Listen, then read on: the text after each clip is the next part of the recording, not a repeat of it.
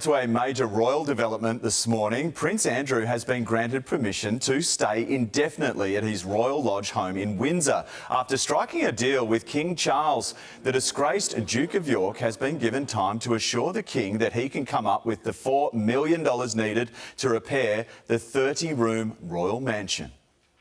And for more, we are joined by Daily Mirror royal editor Russell Myers. Good morning to you, Russell. Well, the Duke has been granted a stay of execution, so to speak, to prove to his brother he can come up with the necessary funds to repair the mansion. If he can't, will the King kick him out? Well, morning, Sheriff. Well, it all sounds very medieval, doesn't it? Stay of execution, the fact that two brothers are at war for the royal family.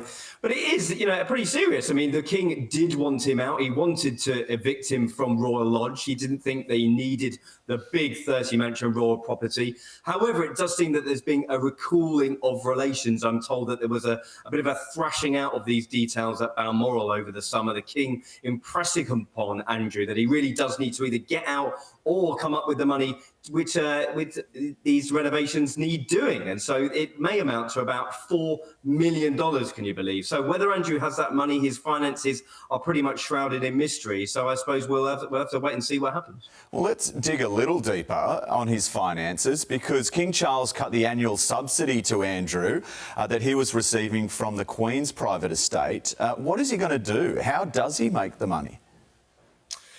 Well, that's a big question, because, he's still not in retirement age. He feels as though he's a young man. He's 63. He's been on the sidelines for a couple of years now. And the thing with Andrew is his finances have always been shrouded in mystery. Where does he get his money from? How is he living this fancy, luxurious life? He was given the nickname Air Miles Andy a few years ago for flying around the world at everybody else's expense. Now, where does he get the money from? Sarah Ferguson, his ex-wife, is still living at Royal Lodge with him, despite being divorced for over 25 years. She's got a 22-book deal on the table. She's just bought herself a $7 million mansion in London. So maybe she'll be lending him a few quid during down the line to pay for these bills. That would be interesting, wouldn't it? Let's talk about this deal between brothers. And is this a sign, one, of their relationship mending, but also could we see more of Andrew?